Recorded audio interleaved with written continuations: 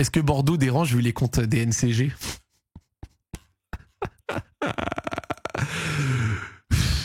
C'est le moment là? On a 1h30 devant nous avant le tour. C'est le moment?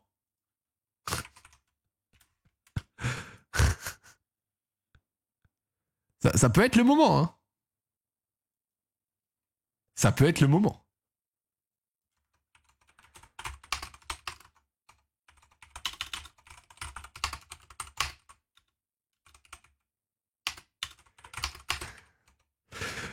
Ok, c'est le moment les mecs.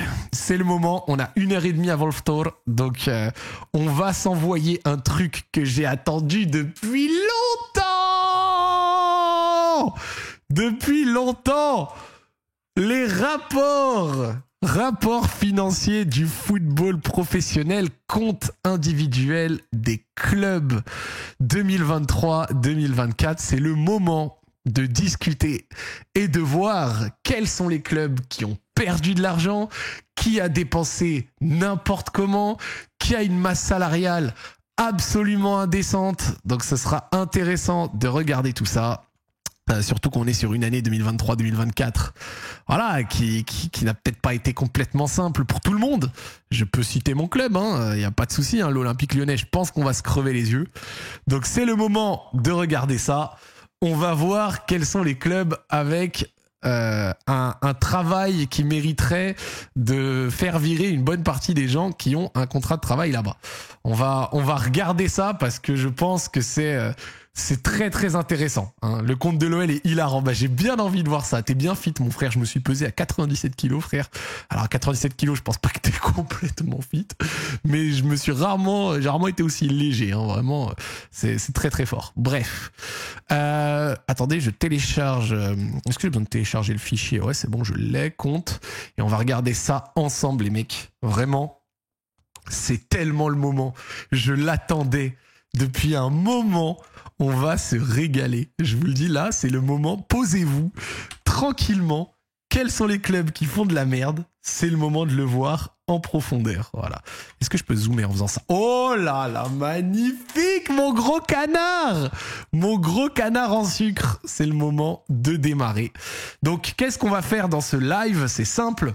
On va regarder les comptes des clubs des NCG. Qui gagnent de l'argent? Qui perd de l'argent et sachant que encore une fois c'est des comptes qui sont il me semble consolidés donc à juin 2024 donc ça ne prend pas les ventes de l'été 2024. La plupart des clubs vendent derrière l'été pour se rééquilibrer donc c'est important de le prendre en compte et c'est important de le dire. Oh là là magnifique comme ça, contrôle L. Oh là là on a tous les clubs, c'est beau. On commence avec les clubs de Ligue 1. Qui dépense trop de thunes, qui se met à donf. Je crois que j'appuie sur CTRL-, ça dézoome pas. Attends, on va essayer de comprendre. Hop. Attends, on va lâcher le CTRL-L et je vais surtout appuyer. Voilà. Je pense que comme ça c'est mieux parce que le plein écran me permet. Je crois que j'appuie sur CTRL- qui est censé dézoomer, ça me fait une note. C'est pourri ça. Bref, on va en rester là. On va avoir ce niveau de zoom, d'accord, je ne zoome pas plus. Donc attendez, je reprends le niveau de zoom. Voilà, c'est bon, comme ça c'est bien. On commence avec les comptes du Stade brestois.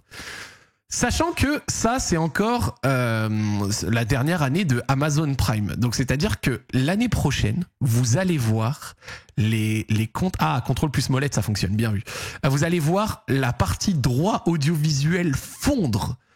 Brest a touché l'an dernier 27 millions de droits audiovisuels. Donc, vous-même, vous savez, Brest a fini très haut, a fait une très grosse saison l'an dernier. 12 millions de sponsors et de publicité, 5 millions de recettes de match. Donc l'enfer de Francis Leblé a ramené 5 millions d'euros. Et puis Haute Produit 20 millions d'euros, ce qui fait un chiffre d'affaires à 64 millions d'euros. Rémunération du personnel chargé. Et c'est là où Brest est bon élève, et c'est sans doute boosté par le total produit hors mutation. Brest ne donne que les 2/3 de son CA en salaire. Donc on est sur un très bon élève qui, avec la rémunération du personnel chargé, l'amortissement des indemnités de mutation, donc c'est des achats passés, les honoraires d'agents, les autres charges, cumule à 63 millions d'euros. Avant, donc hors mutation, ça rappelle, c'est hors vente de joueurs. Ça veut dire que l'été dernier, Brest, avant de vendre des joueurs, était à l'équilibre 1 500 000.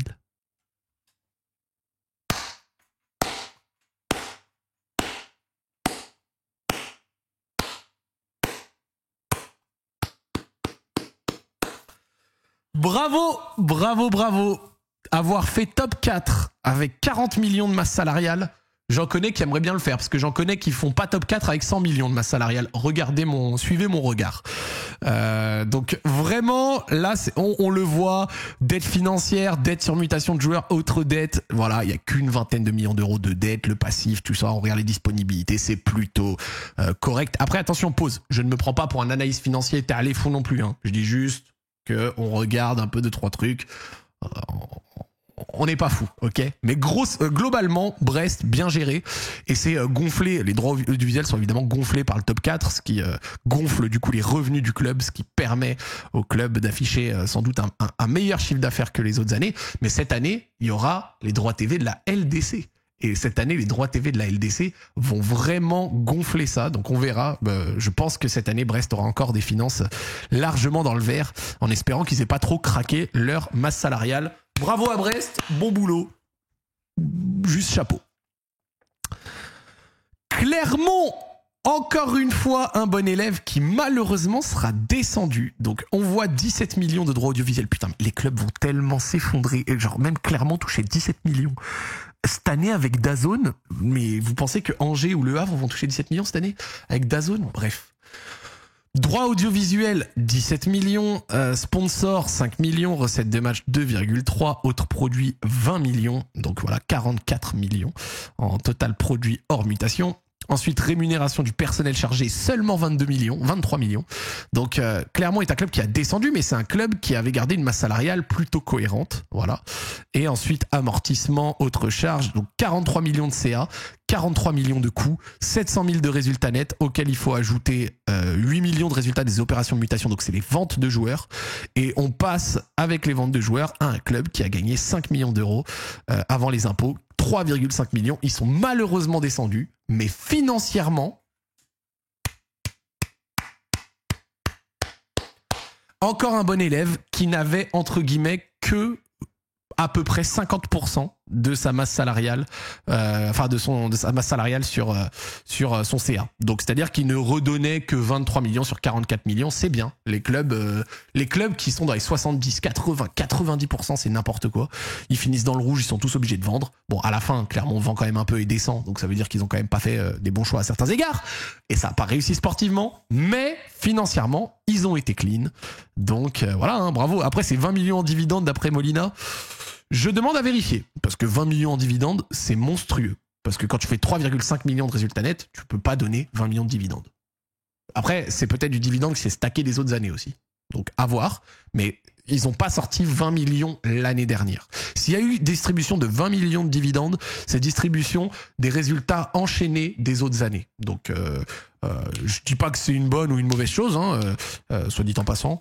Je dis juste que pour le coup, sur l'aspect purement financier, s'ils ont suffisamment stacké d'argent pour pouvoir donner un dividende à un moment, bon, à la fin, j'ai envie de te dire pourquoi pas. Bref, on enchaîne avec le Havre. C'est parti et on commence avec un premier élève difficile, les amis.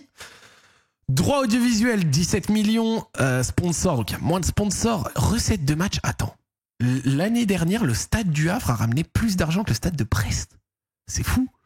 Autre produit, 37,7 millions. Et là, on est sur un premier mauvais élève. Un élève qui a une masse salariale beaucoup trop élevée. 37,7 millions, tu redonnes 31 dans les salaires. C'est monstrueux.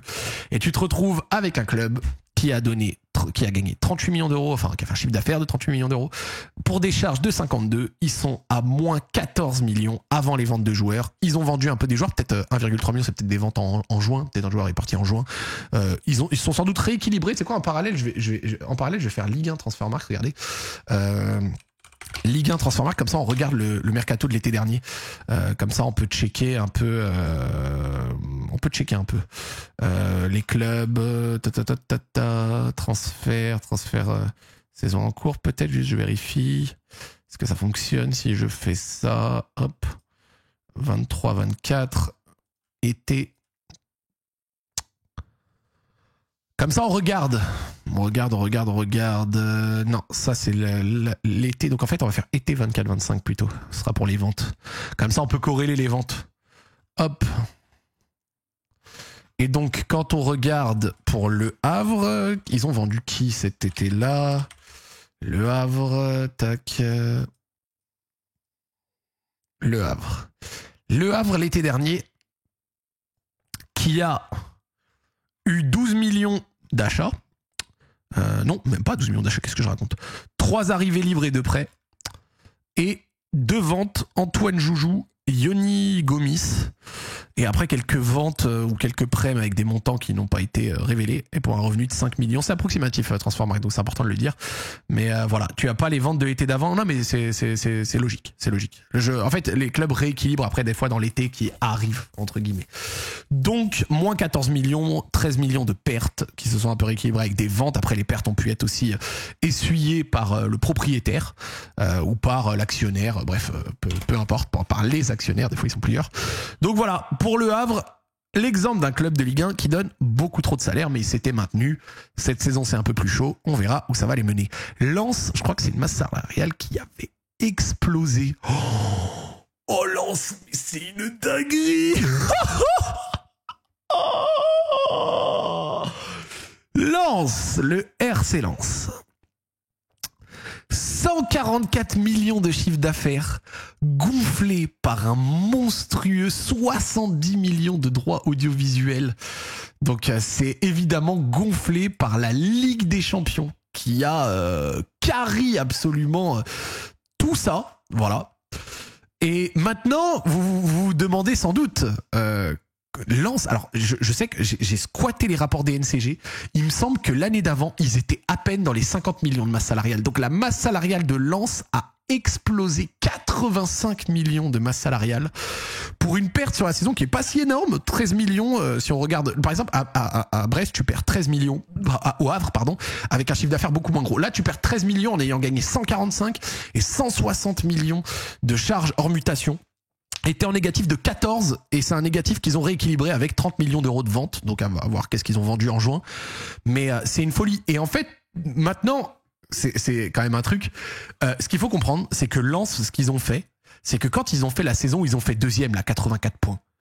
Ils ont all-in, Wai 30 millions, les prolongations Brice Samba et compagnie, la masse salariale a explosé. C'était quoi le but de Lens en faisant ça? C'était de devenir un club qui se qualifie régulièrement en Coupe d'Europe, en Ligue des Champions. Le problème, c'est que Lens, l'année dernière, ne s'est pas requalifié. Et vu qu'ils ne se sont pas requalifiés, eh ben, qu'est-ce qu'il a fait au Gourlian ? Il a vendu les gros salaires les uns après les autres. Et c'est là où tu vois le départ de Brice Samba et compagnie pour faire descendre une masse salariale parce qu'il sait très bien qu'au niveau des produits, on revient dans un an. Vous pensez que dans un an, Lens, ils ont fait 145 millions de gains ? Non, parce que les droits audiovisuels vont s'effondrer pour eux cette année. Ils n'auront pas l'Europe et ils n'auront pas non plus le bail. Après, ils avaient beaucoup vendu. Hein. T'as raison, ils avaient vendu Openda et compagnie. Mais c'est dingue. Vraiment, c'est dingue. Ils avaient explosé le truc. Hein. Ils ont mal bossé une année, ça a tué la gestion du club. Vous voyez les Parisiens, ce que change le budget, ça t'évite de te faire baiser si tu taffes comme un cancre. C'est ça. En fait, c'est ça que les gens ont besoin de comprendre. La chance d'avoir un État derrière. Quand t'as pas un État derrière, tu peux te permettre des craquages, mais tes erreurs, tu les payes cash, sec. Et après, derrière, c'est la soupe froide et dégueulasse. Quand t'as un État derrière, c'est là où en fait le budget, c'est pas simplement le budget, c'est le droit à la faute infini. Genre Paris, ils ont pu mal travailler pendant X années, perdre des centaines de millions d'euros par saison, ils pourront toujours investir. Et c'est ça l'avantage. C'est le droit à l'erreur infinie. Et c'est ça qui nique un peu le truc. C'est pour ça que j'ai toujours du mal avec ces discours à deux balles de oui, mais les autres clubs, ils peuvent mieux travailler. C'est vrai qu'ils peuvent mieux travailler, les autres clubs. On est tout à fait d'accord sur ça. Moi-même, je suis fan d'un club qui travaille mal souvent. Hein. Donc, sur cet aspect-là, on est d'accord. Mais ça a vraiment le ton pédant du gosse de riche dans une école qui réussit parce que papa, maman ont tout carry, parce qu'il a eu les cours du soir, parce que s'il y a une mauvaise note, papa, il va donner 10 000 € à l'école et elle sera effacée. Et il peut dire, ouais, bah les autres aussi, ils peuvent me bosser quand même pour s'en sortir au milieu de leur taf et des 1 heure de trajet qu'ils font pour venir en cours. Enfin, on est d'accord que ça aurait quand même mauvais goût, tu vois, de tenir un tel discours. Parce que même si c'est réel que les autres peuvent mieux taffer, disons quand même que on joue pas tous avec les mêmes règles, quoi. Donc c'est vrai que là, Lens, ils ont mangé Gucci, ils ont essayé de capitaliser, c'est pas passé. Bah cette année, ça repart un peu dans l'autre sens, quoi. Bref, on va pas aller trop vite. Hop, Lille, on enchaîne avec Lille. Lille, 47 millions en droits audiovisuels et en rémunération du personnel chargé, 75 millions. Pour dire, Lille avait une moins grosse masse salariale que... Oui, mais le PSG n'a jamais mal taffé. MDR, toujours top 3 Ligue 1, toujours 8ème de LDC.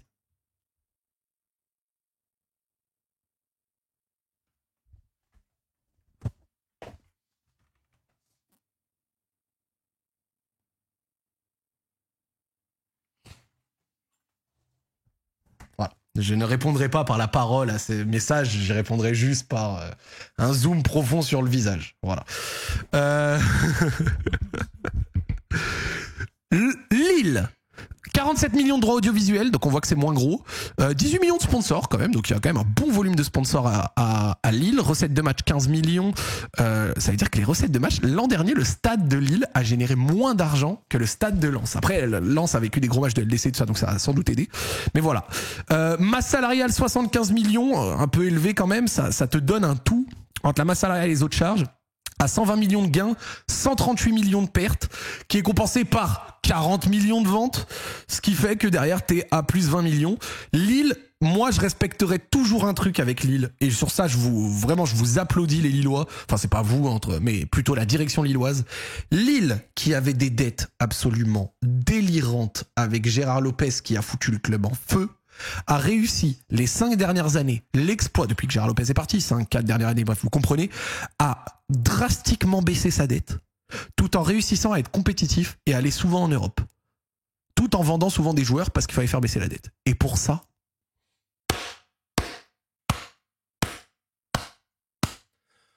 on le voit ici.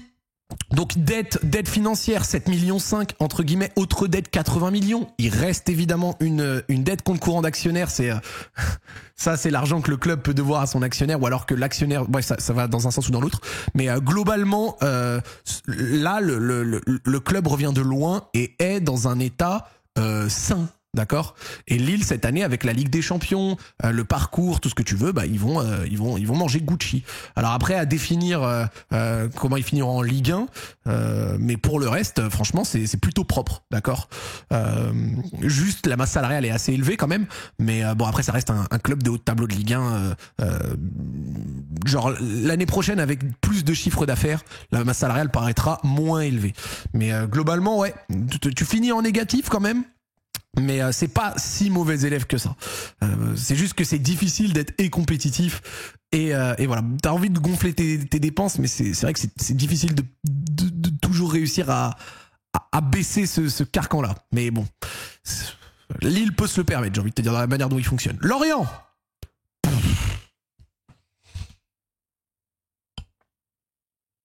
Une catastrophe. Une catastrophe.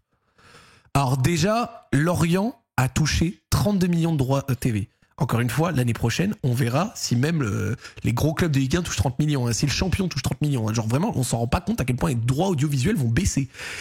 Et les clubs ont voté à l'unanimité pour reconduire la direction qui a mené à ça. Clin d'œil.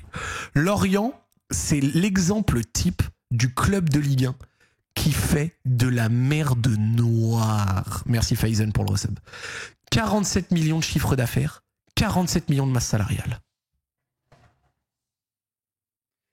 100% du chiffre d'affaires passe dans la masse salariale, elle est monstrueuse.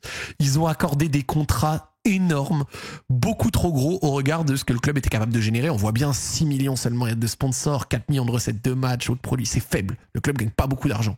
Et en plus de pas gagner beaucoup d'argent, ils ont donné des salaires monstrueux auxquels tu ajoutes amortissement des indemnités de mutation, donc c'est les achats précédents, 5 millions d'honoraires d'agents et 15 millions de charges.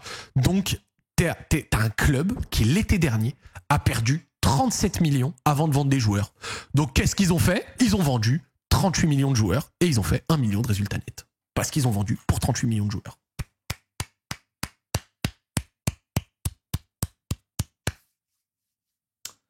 Voilà.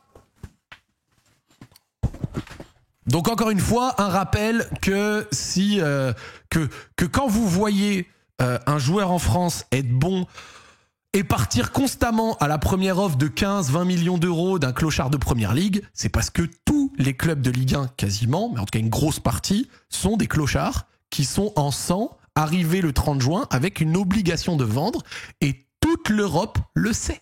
Toute l'Europe le sait que les clubs de Ligue 1, dans leur globalité, sont obligés de vendre.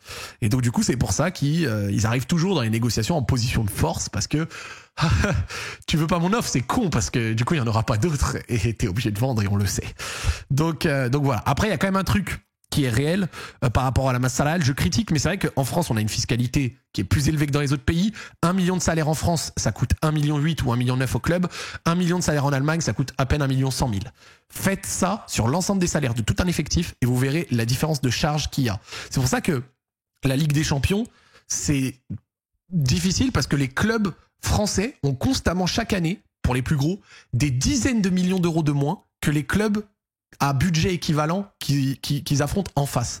C'est pour ça que c'est pas pertinent de dire X club il a 200 millions d'euros de budget, mais l'autre club en Europe a 200 millions d'euros aussi de budget et il a des meilleurs résultats. Oui, bah le club qui a 200 millions d'euros en face, en fait, dans son budget, il y a moins de masse salariale et de charges. Et donc, du coup, il peut investir plus sur le sportif. Et donc, du coup, bah, à la fin, en fait, il a des meilleurs résultats. C'est aussi en partie à cause de ça. Ça excuse pas que il y a beaucoup de clubs français qui sont décevants en Coupe d'Europe. On est souvent d'accord sur ça. Mais c'est important de le prendre en compte. D'accord? Mais malgré ça, les règles du jeu, les clubs les connaissent. Et ça veut pas dire que c'est une excuse, enfin un truc qui excuse le fait qu'ils donnent des salaires beaucoup trop gros. T'es pas capable de l'assumer, tu le donnes pas. Parce qu'à la fin, t'es en sang et tu finis dans du n'importe quoi. Et là, ce qu'on est en train de voir, Lorient, c'est n'importe quoi. 47 millions de chiffre d'affaires, 47 millions de masse salariale, mais c'est absurde, c'est complètement absurde. Donc voilà, à ne pas faire. Et en plus, pour le coup, Lorient est descendu. Donc en plus de ça, ça a même pas fonctionné. Ils ont donné des gros salaires, mais pour de la merde. Donc voilà. Oh là là là là là là là là là là là là là là, on arrive sur un challenger. Alors l'OL a l'OL est coté en bourse. C'est pour ça que l'OL a des comptes consolidés qui sont beaucoup plus détaillé que les autres clubs. Tu vois, les autres clubs, vous voyez une fiche plus légère. Ici, l'OL, tu vois tout dans l'ensemble. Alors, l'OL, il y a un truc positif quand même. C'est que l'OL, l'année d'avant, avait perdu 100 millions d'euros. L'OL, cet été, n'en avait perdu que 25. Alors, dans l'absolu, l'OL, c'est n'importe quoi. Parce que pour se sauver, l'OL a fait exploser sa masse salariale, notamment avec tous les arrivées de janvier, donc les Benrahma et compagnie. L'OL, l'année dernière, 162 millions d'euros de masse salariale. Regardez, c'est juste là. Et c'est en progression par rapport à 2023. C'est n'importe quoi. Avant de vendre des joueurs, t'as fait 264 millions d'euros de cash. L'OL, c'est une machine à cash, ça fait beaucoup d'argent. Mais t'as 161 millions d'euros de charges de personnel, c'est monstrueux. Avoir un tel niveau de masse salariale sans aller en LDC, c'est catastrophique. D'accord? C'est n'importe quoi. Et il faut urgemment qu'elle baisse. Hein. Et c'est un des trucs qui a été enclenché déjà en janvier et cet été, qui sera encore une fois cet été fait. Donc voilà, et qui est primordial de faire, hein, parce que sinon le club va juste s'effacer. Hein. Donc voilà. Et c'est pour ça que cet été, quand la DNCG a pas vu de vente, la masse salariale baisser et tout, ils étaient pas contents. Donc voilà. Donc dans les comptes de l'OL, on voit 160 millions. dans l'absolu, moins 25 millions, mais en fait, c'est boosté par certaines choses. C'est boosté. Enfin, ce résultat n'est négatif que parce que l'année dernière, l'OL a eu une conjoncture positive sur plein de trucs. Il me semble qu'il y a eu une partie du cash CVC qui est rentrée que l'année dernière. C'est encore les droits TV qui étaient à un niveau décent. Il y a eu des ventes en nombre, encore une fois. Et malgré ça, à la fin, t'es quand même dans le négatif, tu vois. Et ça, c'est vraiment particulier. Donc voilà. Mais au niveau de... Et encore une fois, si l'OL a un compte aussi gros, c'est aussi parce que du coup, le club... est en bourse, donc tout est beaucoup plus transparent. Ah oui, il y a eu les ventes aussi de l'Arena et tout et compagnie. L'Arena n'a pas compté sur cette année-là, je tiens à le dire. Ça comptera sur celle d'après. Et donc du coup, quand on va regarder, l'OL a beaucoup d'immobilisation, mais un truc que l'OL a fait bien, que tu peux voir sur le bilan actif, regardez, c'est la case contrat joueur. L'OL s'est renfloué en talent. Là où, sur la saison 2022-2023, on avait un effectif cadavérique, là, la valeur des contrats de joueurs a augmenté. L'OL a de meilleurs joueurs qui valent plus d'argent. Et regardez, suivez mon regard, Malik Fofana et compagnie, ça a beaucoup aidé. Donc sur cet aspect-là, ça aide, d'accord ? Maintenant, quand on regarde certaines choses, quoi, tu vois. Donc, l'OL, en autres fonds propres, 0. Bon, après, il y a 267 millions de capital et tout ça, machin. Mais 0 en autres fonds propres. Et si on continue à regarder l'autre, c'est 305 millions d'emprunts bancaires infrastructure. Là où en 2023, l'emprunt bancaire infrastructure était à 0, en 2024, il y a 300 millions. Donc ça, je suppose, pour le coup, je vais pas l'affirmer, je suppose que c'est comment ça s'appelle, quand on a refinancé notre dette, donc je suppose que c'est ça. Et puis le tout te donne emprunt et dette par moins d'un an, 25 millions, dette sur contrat de joueur par moins d'un an, 51 millions, dette non courante liée aux obligations locatives, 8 millions, haute passif, 400 millions. Et donc c'est ça qui a fait péter la tête à la DNCG. Alors l'avantage, j'ai envie de te dire, c'est que on va avoir quelques trucs qui vont rentrer, comme les ventes de cet hiver, comme l'Arena, comme mes couilles. Ça va aider, mais ouais, pour le reste, pas fastoche. Emprunt bancaire 105 millions, autres. On est sur des sommes absolument délirantes. Hein. La Textor, le magicien de la finance, va avoir du pain sur la planche. Bref, l'OL a de la chance. Je vais être honnête. L'OL a de la chance que Pierre Sage ait été là. Parce qu'avec Pierre Sage, tu t'es maintenu. Et en plus de te maintenir, t'es allé te qualifier en Europa League. Ce qui calme un peu la honte. Parce que ça veut dire que l'OL a failli, et écoutez-moi bien, l'OL a failli aller en Ligue 2 avec plus de 100 millions d'euros de masse salariale.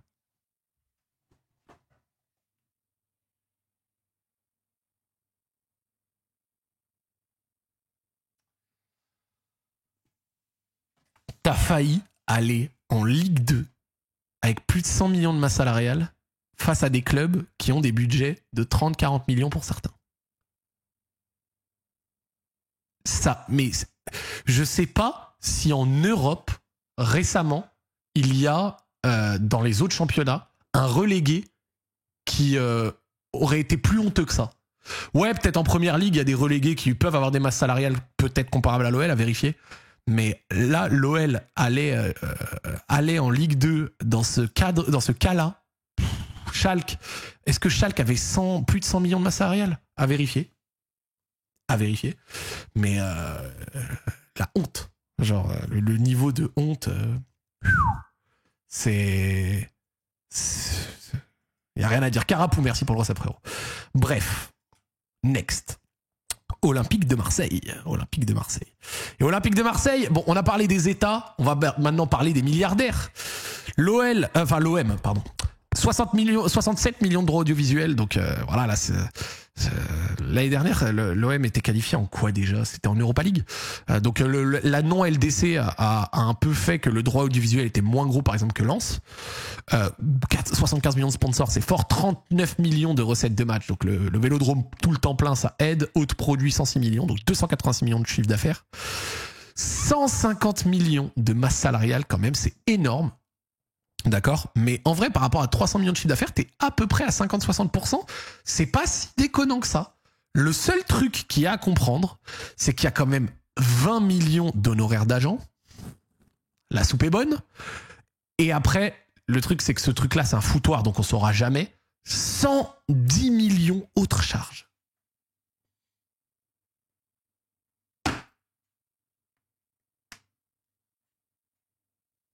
Waouh. Qu'est-ce qu'il y a dans ces 110 millions d'autres charges? Je ne sais pas. Genre, c'est énorme.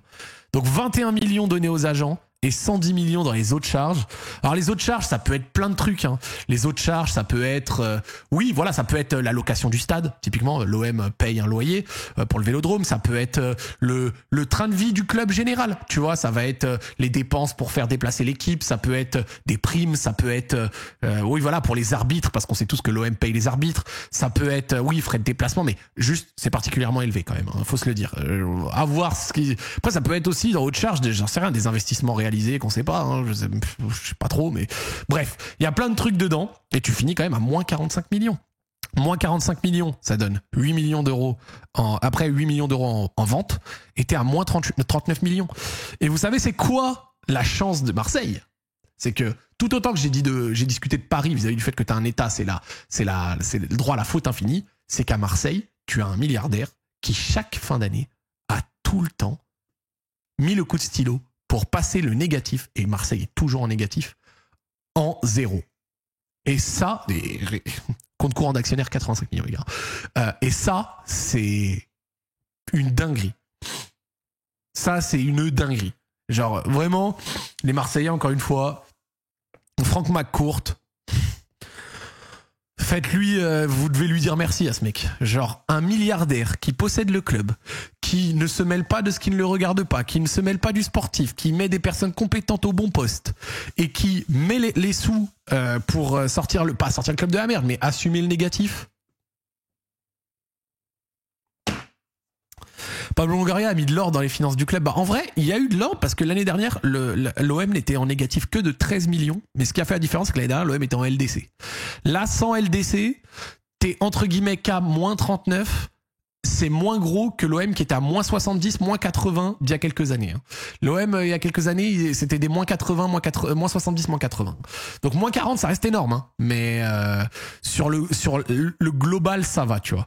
Après, attention, hein, dette financière, moins 45 millions. Dette sur mutation de joueurs, 171 millions. Donc voilà, hein, ça créance sur mutation de joueurs, à l'inverse, 100 millions. Donc l'OM achète et vend beaucoup. Donc ça veut dire que l'OM, pour régler ses précédents achats, doit encore 171 millions d'euros. Et par contre, pour ses précédentes ventes, doit encore toucher 100 millions d'euros. C'est ça qui va au bilan cumulé, au actif, au passif et tout.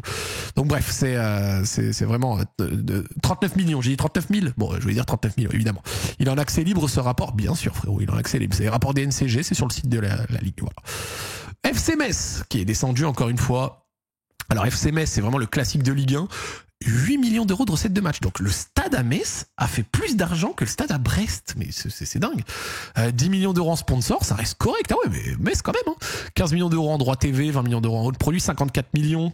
Une masse salariale un peu trop élevée. Autre charge aussi, hein, le train de vie du club. Voilà, hein. C'est les repas à la cantine, quoi. Moins 15 millions, ils vendent pour 20 millions d'euros. Quand même, résultat financier à moins 10. Et après, t'es à moins 5. Bon, et ça descend en Ligue 2. Bon, bah, c'est classique. Hein. Bah, pour le coup, la masse salariale reste quand même un peu élevée, mais bon, pas tant que ça, finalement.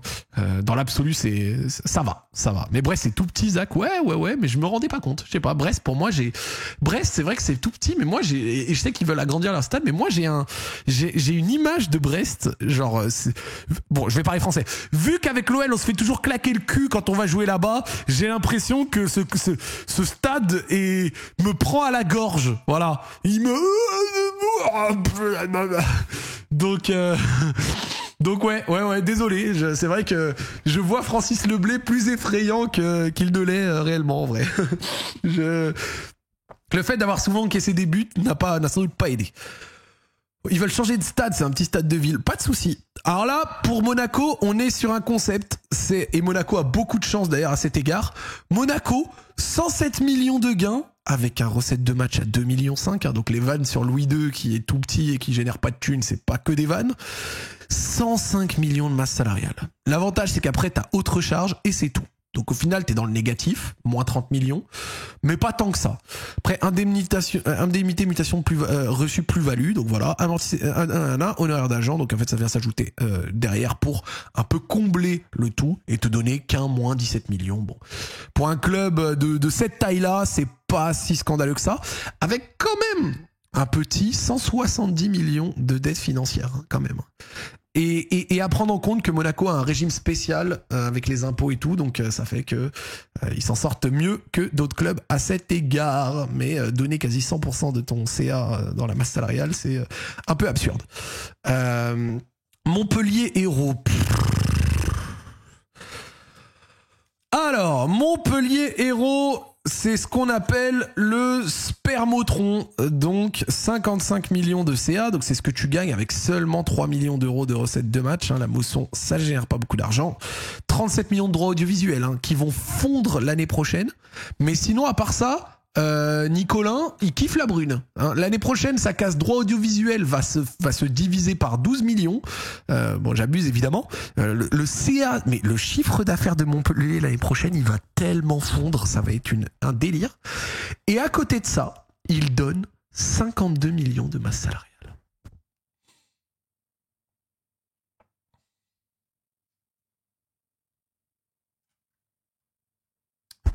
Complètement absurde. Ça te fait 55 millions de chiffre d'affaires, 80 millions de charges et t'es un résultat à moins 25 millions que tu combles avec 36 millions de ventes de joueurs. Voilà. Bon, ben, on sait pas où va aller Montpellier. Hein. L'avantage, c'est qu'il n'y a pas beaucoup de dettes dans l'absolu, j'ai envie de te dire. Mais en plus, ça va aller direction Ligue 2, là, si ça continue comme ça. Donc, ouais. Ça travaille pas très bien à Montpellier et la gestion financière est folklorique. Donner 52 millions d'euros de chiffre d'affaires quand tu génères 54, autant vous dire. Puis à la fin, t'as les ventes et t'es à 2 de résultats nets. Résultat net de 2. Bref, les dirigeants de Montpellier, les fans de Montpellier méritent mieux et les dirigeants de Montpellier ne méritent pas de diriger un tel club.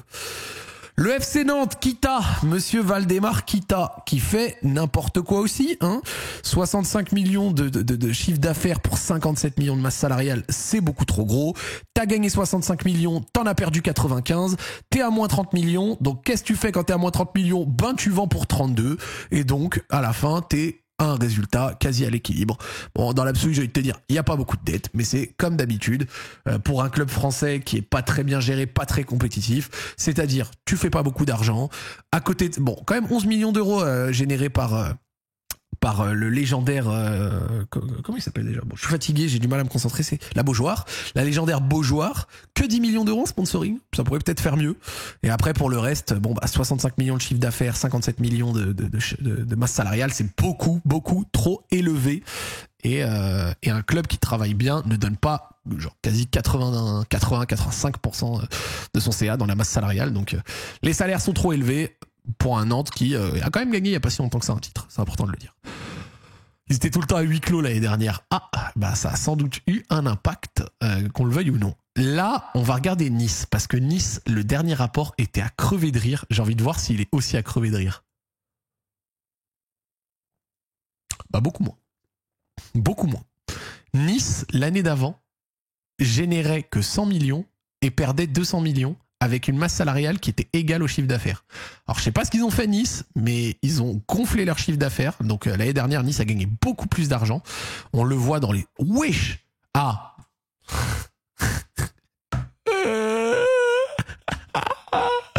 Alors, 61 millions de sponsors, et le sponsor sur le maillot, c'est Ineos.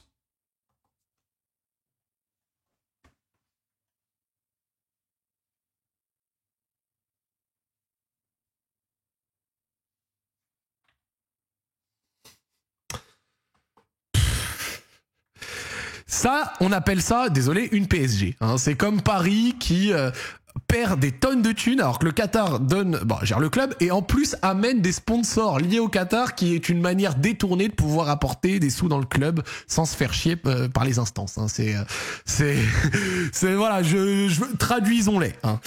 6 millions d'euros de recettes de match seulement. 2 fois moins que Nantes. Donc l'Alliance Riviera, c'est... Et 64 millions de autres, donc à voir ce qu'il y a dans le autre quand même, et 60 millions de sponsors, tu vois.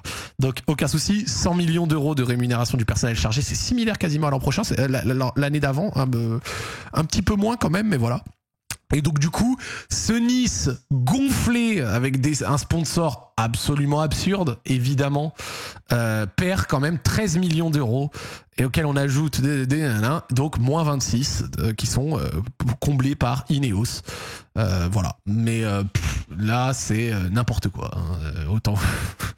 Bon, Nice, ça va qu'ils sont gérés par Ineos qui a des sous à foison, mais attention, l'après Ineos peut faire mal quand même. Et la masse salariale est quand même très élevée pour un club comme Nice, qui en plus n'a pas fait un très bon résultat l'année dernière. Donc voilà. Le PSG. Le PSG, c'est... Alors le PSG, évidemment...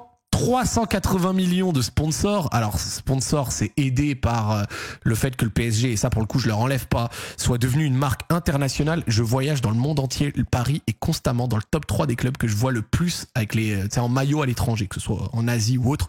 Juste 400 millions de sponsors, c'est évidemment gonflé par Qatar Airways, Accor, à voir les chiffres, mais les sponsors qataris gonflent bien la note finale, j'ai envie de te dire. Mais ça donne quand même, c'est important de le dire, 807 millions d'euros de total produit hors mutation, donc de chiffre d'affaires, avec une masse salariale colossale de 660 millions d'euros. Voilà, mais qui est... voilà. 35 millions d'euros d'honoraires, autres charges et compagnie. Donc, Paris fait 800 millions d'euros, perd 1 milliard, et donc, du coup, est à moins 232 millions d'euros. Résultat des opérations de mutation, donc ça, c'est les ventes, 180 millions d'euros. Donc, Paris, sur l'année d'avant, perd 60 millions d'euros. Paris sur le cumul de 2021 à 2023, Paris perdait quasi 400 millions d'euros, auquel il faut ajouter 60 millions donc de l'année dernière. Paris, sur 2021 à 2024, perd un demi-milliard d'euros.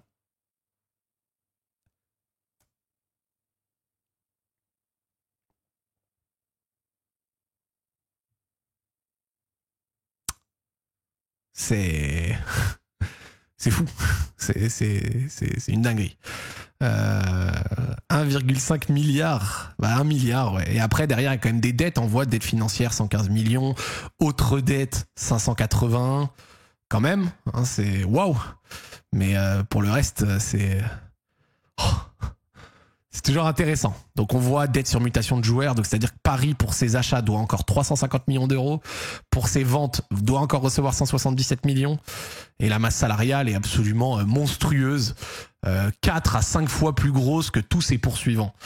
Donc encore une fois, c'est pour ça qu'en fait j'ai l'impression de me répéter, mais voilà, quand tu perds un demi-milliard sur 3 ans, sachant que tu perds un demi-milliard alors que tes revenus de sponsoring sont gonflés parce que c'est les sponsors amenés par ton proprio. Donc, sans les sponsors amenés par le proprio, il y en aurait d'autres, hein, mais je perdrais encore plus d'argent. Et c'est les gens qui ont le droit à l'erreur infinie, c'est-à-dire le fait de perdre des centaines de millions d'euros sans problème quasiment chaque année, qui disent que la faute, c'est celle de ceux qui ont 5 fois moins de masse salariale parce qu'ils travaillent mal, ils devraient aller mieux pour pouvoir les rivaliser.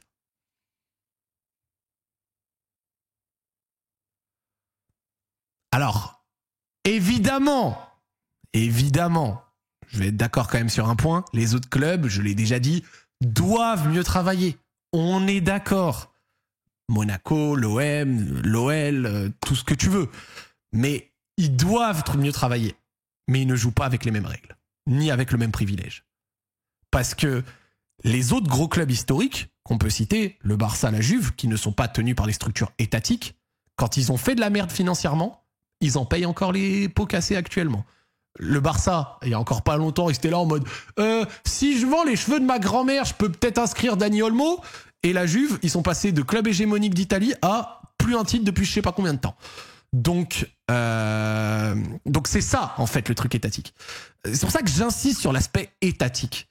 Genre, il y a les clubs étatiques et il y a les autres. Et c'est un truc que je dis qui marche aussi pour Manchester City, soit dit en passant. Mais c'est important de se rendre compte à quel point les clubs étatiques dérèglent complètement les règles du jeu. Parce que là où un milliardaire ou alors une société, une corporation peut perdre un peu d'argent, mais elle peut perdre un peu d'argent jusqu'à un certain niveau. Au bout d'un moment, ils sont obligés de dire stop et de payer les conséquences d'une mauvaise gestion. Un club étatique ne paiera jamais de conséquences de mauvaise gestion. Parce que pour un État, 200, 300, 400 millions d'euros, c'est rien. 500 millions d'euros, c'est rien. 600 millions d'euros, c'est rien. Et ils peuvent perdre. C'est ça qu'il faut comprendre. Et là, là c'est Paris, parce que voilà, Paris est un club étatique, mais pareil pour City, pareil pour penser à un club étatique, bah, mon discours s'applique à eux aussi. Voilà. C'est ce droit à l'erreur qui est infini, qui plus même, j'ai envie de te dire, que simplement le budget. Le budget fait déjà la diff. Mais c'est pour ça que dans les débats en France, les gens parlent du budget du PSG. Il faut parler du budget, mais il faut pas parler que du budget. Il faut parler de cette chance à pouvoir exploser ce budget, c'est-à-dire le dépasser, avoir des pertes, et qu'elle soit toujours nullifiée par, du coup, le club étatique, enfin l'État derrière, ce qui donne le droit à l'erreur infinie. Je vais encore donner une analogie. Imaginez que deux personnes. Il y a un gars, il est soutenu par ses parents millionnaires. Il lance une boîte, ça foire. Il lance une autre boîte, ça foire. Il lance une troisième boîte, ça foire. Une quatrième, une cinquième, une sixième. Il enchaîne les idées de merde. Au bout de la 14e fois, il trouve la boîte qui réussit. Mais il a pu échouer 13 fois avant, sans conséquence. Et la 14e, elle réussit. On va lui dire bravo. Mais à côté de ce mec-là, t'as la réalité. C'est-à-dire des gens qui n'ont le droit de lancer qu'une boîte ou deux. Si la première elle foire, ils peuvent lancer une deuxième, mais c'est un peu serré. Et puis si la deuxième se foire, c'est fini.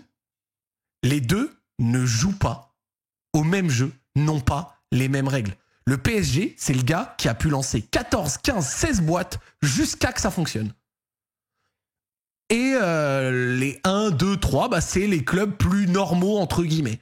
C'est les clubs plus normaux qui, eux, n'ont pas le droit ou ont le droit à une erreur beaucoup plus limitée. Est-ce que cela enlève-t-il du mérite au premier mec ? Au gars qui a lancé 14 boîtes avant de réussir à la 15e ? Bah bien sûr que ça lui enlève du mérite.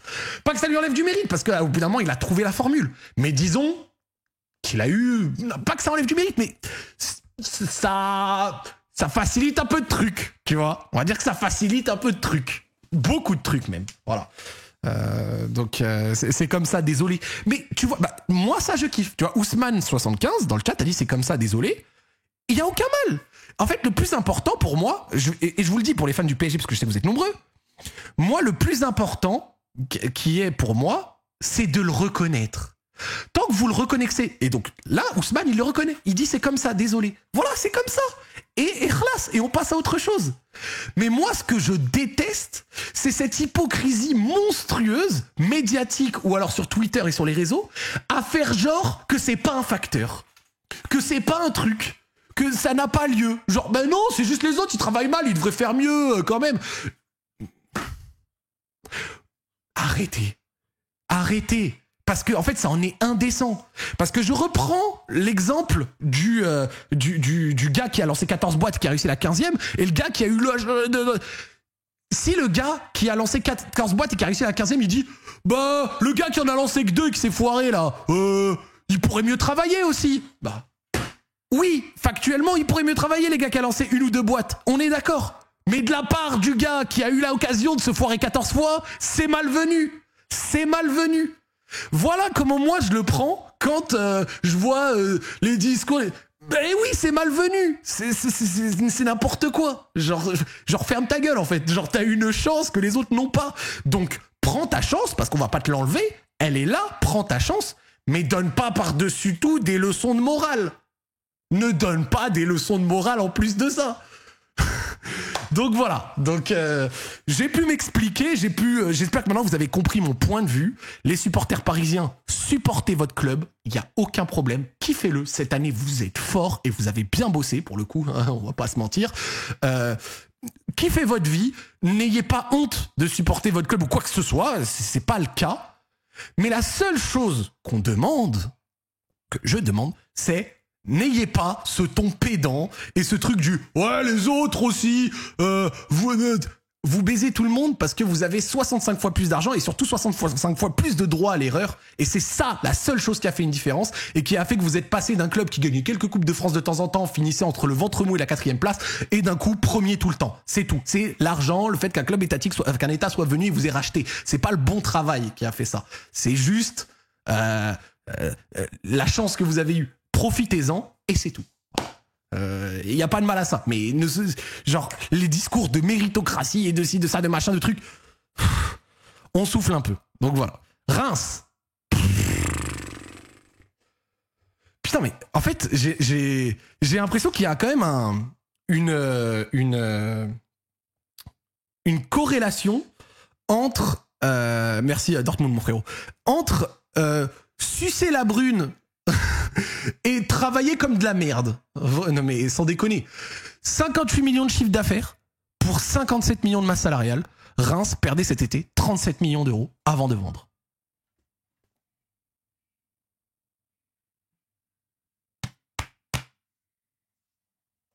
Voilà.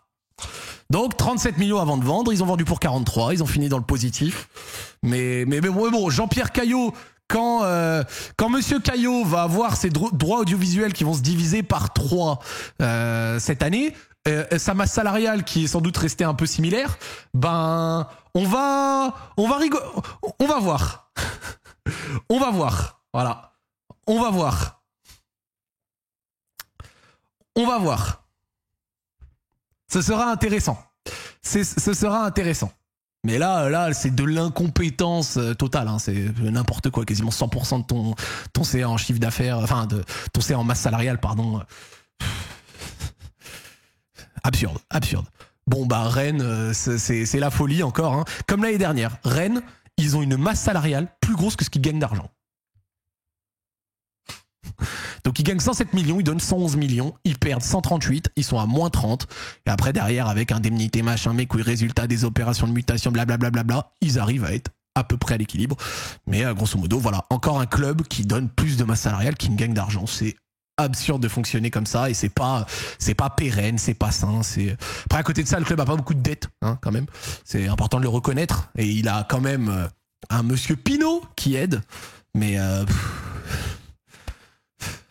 après, Rennes vend beaucoup. Enfin, on va pas se mentir, Rennes vend beaucoup. Mais la masse salariale est quand même complètement absurde. Ce sera intéressant de voir avec les opérations de janvier ce que ça va donner. Droit audiovisuel, Strasbourg 65-51. Wow! Merci à Tom pour le sub. T'as fait 65 millions de chiffre d'affaires. T'as gagné. T'as perdu pour 107. T'es à moins 41. Merci Blouco. Quand même une grosse masse salariale à Strasbourg. Un haut de recharge assez élevé également. Et après, bah, t'as Blouco, quoi. Enfin, Blouco, ça doit bien aider. Ça sera encore à l'équilibre parce que Rennes a vendu tarté pendant l'été. Ouais, c'est sûr. Les ventes aident. Mais en fait, encore une fois, la question du coup, c'est pourquoi est-ce que les clubs français vendent beaucoup de joueurs ? Parce qu'ils ont besoin d'être à l'équilibre, parce que sinon ils perdent tous des sous. Et c'est pour ça que moi, je milite pour des masses salariales moins grosses, parce que si les clubs ont de moins grosses masses salariales, travailler mieux à ce niveau-là, ils vendraient toujours, mais t'aurais moins besoin de vendre. Et donc du coup, ils pourraient construire des effectifs qui éviterait les grands chamboulements H24. Et je pense que ça c'est vraiment nécessaire, tu vois. Donc voilà. Donc 65, 106, moins 41. Bon bah il y a Blouco derrière, ça aide bien. Toulouse, ça travaille bien. Toulouse entre guillemets, ça gagne une somme d'argent correcte, ça donne une masse salariale pas abusée, ça ne perd que 10 millions d'euros. Tu vois, perdre que 9-10 millions d'euros, ça va, tu vois. Entre guillemets, ça va. Parce que t'as pas un trou énorme à combler. Tu peux travailler avec ça. Ouais, du côté de Toulouse, ça bosse bien et on le sent. Ajaccio, alors les clubs de Ligue 2 cette fois, 7 millions de droits audiovisuels quand même, 7 millions en Ligue 2. Alors que, mais l'année prochaine, la Ligue 2, ça va être folklorique. Hein. 19 millions, donc ils sont à peu près à l'équilibre. Ajaccio, rien à dire, une gestion financière plutôt correcte pour un club qui arrive à souvent faire, pas souvent, mais à faire des allers-retours et tout, ça reste correct. Amiens, club disparu de la Ligue 1. 5 millions de droits audiovisuels. 2 millions d'euros de recettes de match seulement. T'as 12 millions de chiffre d'affaires, tu donnes 12 millions en salaire. Tu perds 27 millions, t'es à moins 15 millions alors que t'es en Ligue 2, tu vends pour 10 et t'es à moins 6. N'importe quoi. n'importe quoi. Je suis pas supporter amiénois, donc je sais pas c'est qui, comment ça se passe de votre côté. Hein. Je sais pas s'il y a des fans de Amiens là dans le chat qui peuvent peut-être témoigner. Mais là, absurde. Angers, donc Angers 33-33, c'est à l'équilibre. Ils donnent pas des salaires trop élevés, ils ont pas trop de charges, alors qu'ils étaient descendus en Ligue 2. C'est sain. Et en plus, ils sont remontés. Ils ont pu vendre, faire du cash. Angers, bien géré. Angers de l'année dernière, des finances plus que correctes. Franchement, carré. Rien à redire, ça c'est le bon élève. Bravo à Angers. Il n'y en a pas beaucoup, donc profitons-en quand il y en a. Annecy, pareil. Annecy, c'est plutôt correct. Annecy, t'as 10 millions de chiffre d'affaires, t'as 11 millions de charges, donc t'es un peu dans le négatif, mais c'est pas un négatif monstrueux non plus. T'as perdu que, entre grosses guillemets, 1 million et quelques. T'as éliminé l'OM en Coupe de France, donc tu nous as sauvés. C'était pas nécessaire de le rappeler, bravo. Donc bravo à Annecy, club correct. Auxerre, pareil. Alors ça va que Auxerre dans sa joie est remonté, d'accord. Mais 27 millions de CA, 23 millions de masse salariale, c'est élevé. Après, c'est un club qui a fait des allers-retours, donc c'est vrai que quand tu descends en Ligue 2, alors que tu as ta masse salariale de Ligue 1, ça doit être difficile de vraiment la faire descendre. Donc du côté d'Auxerre, ça perd 13 millions, mais c'est remonté. Donc dans l'absolu, la perte de 13 millions est sans doute un peu épongée par le fait de remonter. Donc bon, pari gagnant. Bastia, bon, moins 4 millions avec quand même un haut de charge à 7. L'autre charge de Bastia est au même niveau que la rémunération du personnel chargé. Donc je me demande il y a quoi dedans. Ce serait intéressant de le savoir. Heureusement que Kylian Mbappé vient de racheter ce foutoir parce que 16 millions de CA, 16 millions de masse salariale, complètement absurde. Tu perds 10 millions et en plus quand cette année c'est la Hesse, donc il y a bien besoin de repartir de zéro quand c'est n'importe quoi. Et là je crois qu'on va être sur la folklore du siècle avec Bordeaux.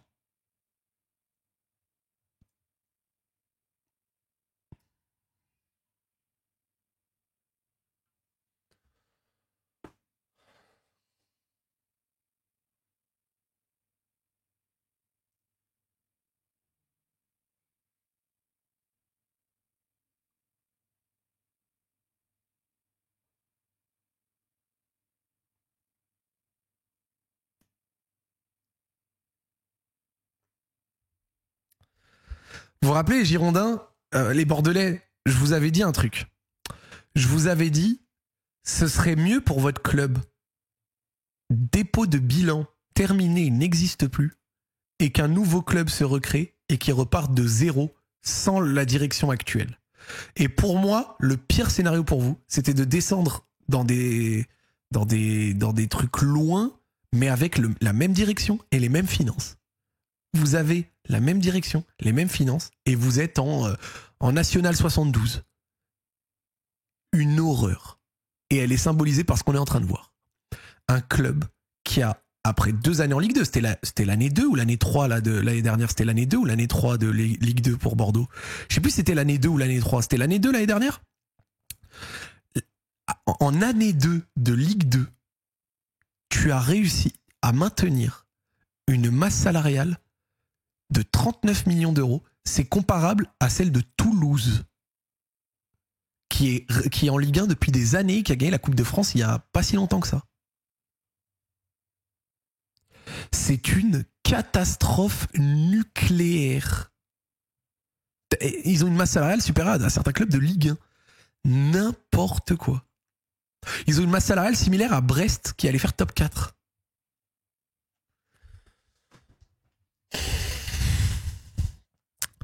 Ça donne un club qui a des revenus de Ligue 2, voilà, 21 millions, pour des coûts de Ligue 1, 73 millions.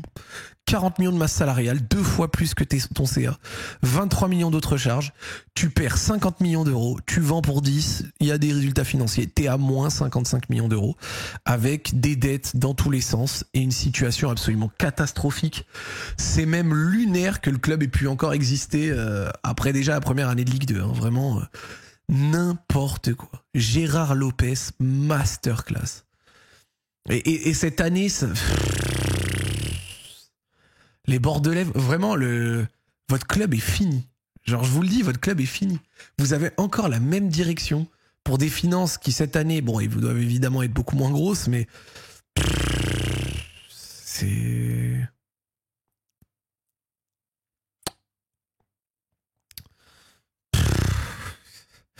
suis choqué. Vraiment, je suis tellement choqué. Concarneau, bon voilà, moins 1 million. Dunkerque, moins 3 millions. Une masse salariale, encore une fois, beaucoup trop élevée. Après, Dunkerque, cette année, je crois, est pas trop mal, donc ce sera intéressant de voir. Grenoble, moins 4 millions. Là, en avant Guingamp, bon... Heureusement qu'ils ont vendu des joueurs. Hein. L'en avant Guingamp, on se demande bien pourquoi ils étaient descendus aussi bas. Bah, vous avez la gestion financière sous vos yeux qui permet de le dire. Le PFC, qui a plus de masse salariale que de chiffre d'affaires, qui ont 2 fois plus de coûts que... Waouh! Heureusement que le groupe Red Bull et je sais plus qui là sont venus, hein, parce que là, waouh! Ils ont pré-shot le rachat. Ils ont peut-être pré-shot le rachat, ouais. Et là, on le voit... Ouais, 14,7, 18, ouais, LVMH, ouais. Bah, ouais, peut-être qu'ils ont pré-shot le rachat parce que là, déjà, au niveau des thunes, au niveau des thunes, c'est purement n'importe quoi. Hein, voilà. Ils étaient en projet Ligue 1, ouais, bah, ça a pas aidé, hein. C'est le moins 15 minutes là, c'est absurde, hein, vraiment. Et puis, attends. Ah oui, recette de match, 159 000 euros, mais ils avaient mis le stade gratuit, non? Donc, ça aide pas.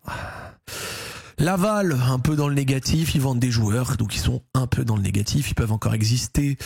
Pau, bon, une trop grosse masse salariale, donc du coup t'es un peu dans le négatif, donc tu vends un peu et t'es à l'équilibre. Queville, Rouen Métropole, pareil, t'es un peu dans le négatif, mais c'est pas scandaleux. Saint-Étienne, qui en Ligue 2 réussit à faire quand même 50 millions de CA, hein. Produit des mutations, donc 15 millions, ça doit être les 15 millions de certaines ventes qui avaient été effectuées peut-être en hiver ou autre. Donc 50 millions.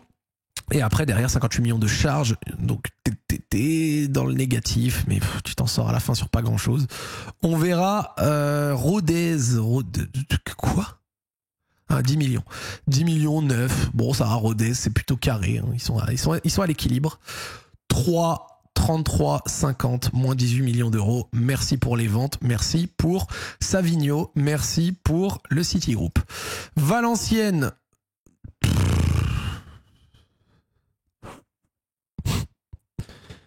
10 millions d'euros de chiffre d'affaires, 11 millions d'euros de masse salariale, 20 millions de pertes.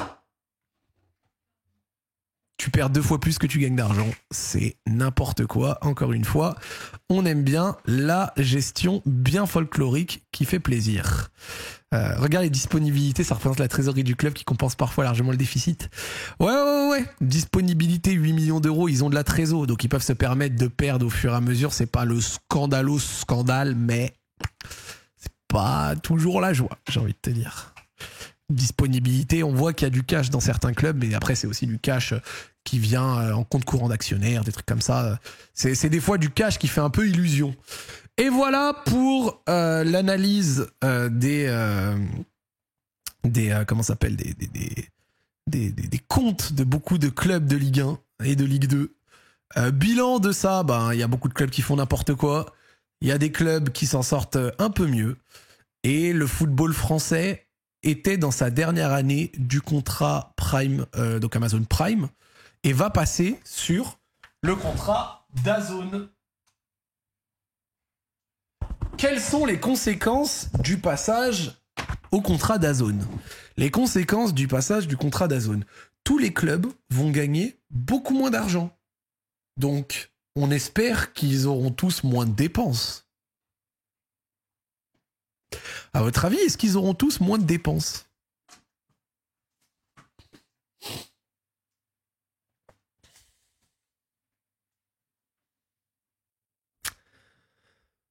Est-ce qu'ils auront moins de dépenses à votre avis? Bon, pour la plupart, je suppose que non. Ce sera à vérifier dans un an. Par contre, je peux vous dire un truc qui sera sans doute évident et sans doute encore plus cet été après l'année 1 du contrat DAZN, c'est que je vous parie que cet été, l'OL, enfin pas l'OL, aussi l'OL, mais les clubs de Ligue 1, je vous parie que cet été, dans leur ensemble, vont tous vendre plus de joueurs qu'ils n'ont jamais vendus. Ça a commencé avec Lens déjà en janvier. Et je vous parie que cet été, on va avoir un exode en Ligue 1. Des clubs vont se décharner complet. Ça va être une folie à voir. Vraiment, ça va être la braderie. Là, ça va être l'immense braderie. Ça va être qui veut des joueurs? Qui veut des joueurs?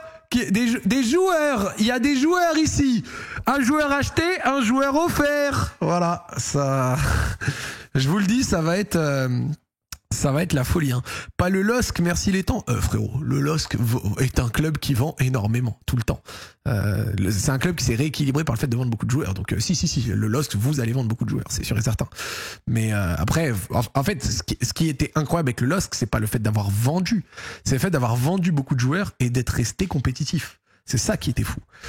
Donc voilà, on peut regarder les comptes du Barça 23-24. Je sais pas s'ils peuvent se retrouver, les comptes du Barça. Mais après, les comptes du Barça, il a fallu voilà, un peu les équilibrer, un peu les machins. Hein, mais ça n'a pas toujours été la grande joie. Voilà.